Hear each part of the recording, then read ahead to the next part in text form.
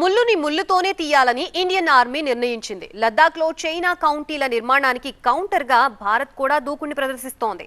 తూర్పు లద్దాఖ్లో అదనంగా కొత్త ఆర్మీ డివిజన్ ఏర్పాటు చేస్తున్నారు. 72 ఆర్మీ డివిజన్ ఫోకస్ అంతా ఇకపై తూర్పు లద్దాఖ్ పైనే ఉంటుంది. మరోవైపు అరుణాచల్ సరిహద్దుల్లో కూడా భారత్ యుద్ధ విన్యాసాలు చేసింది. తూర్పు లద్దాఖ్ దగ్గర చైనా ఏర్పాటు చేస్తున్న కౌంటీలకు భారత్ అదే రీతిలో కౌంటర్ ఇస్తుంది. తూర్పు లద్దాఖ్లో అధునాతన బలగాలను మోహరించాలని నిర్ణయించారు. 72 ఇన్ఫాంట్రీ డివిజన్ను తూర్పు లద్దాఖ్కు తరలించబోతున్నారు. 2017 నుంచి ఈ ప్రతిపాదన ఉన్నప్పటికీ ఈసారి అమలు చేయాలని నిర్ణయించారు. ఆర్మీలోనే 72 డివిజన్కు కీలక బాధ్యతలు అప్పగించబోతున్నారు. తూర్పు లద్దాఖ్కు చైనా కవ్వింపులకు చెక్ పెట్టడానికి 30,000 బలగాలను అదనంగా తరలించబోతున్నారు. 2020లో చైనాతో గాల్వాన్ గొడవ తర్వాత భారత్ అలర్టుగా ఉంది.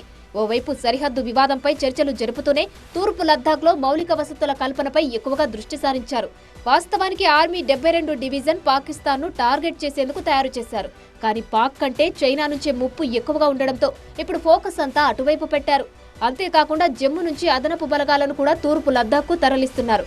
అయితే ఉగ్రవాదుల నుంచి ముప్పు పొంచి ఉండడంతో జమ్మూకు కూడా అవసరమైన మేర బలగాలను అందుబాటులో ఉంచుతారు. ఆర్మీ 72 డివిజన్ ఇకపై పూర్తిగా తూర్పు లద్దాఖ్ పైనే ఫోకస్ పెడుతుంది. వాస్తవాధీన రేఖ LACని కాపాడేందుకు ఆర్మీ 72 డివిజన్ అహర్నిశలు పాటుపడుతుంది. దీని హెడ్ క్వార్టర్స్ లేహ్లోనే ఏర్పాటు చేస్తారు. గతంలో పంజాబ్లోనే పఠాన్కోట్లో కార్యకలాపాలు కొనసాగించే డివిజన్ను ఇక్కడికి తరలిస్తున్నారు. తూర్పు లద్దాఖ్లోని 832 కిలోమీటర్ల మేర సరిహద్దును ఆర్మీ 72 డివిజన్ కంటికి రెప్పలా కాపాడుతుంది. చైనాతో సరిహద్దు వివాదం పరిష్కారానికి ఓవైపు చర్చలు సాగుతుండగానే భారత్ చాలా అప్రమత్తంగా ఉంటుంది.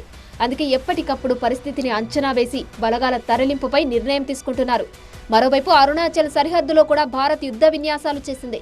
కోల్కతాకు చెందిన ఈస్టర్న్ కమాండ్ త్రివిధ దళాల బహుముఖ యుద్ధ విన్యాసాలు చేసింది.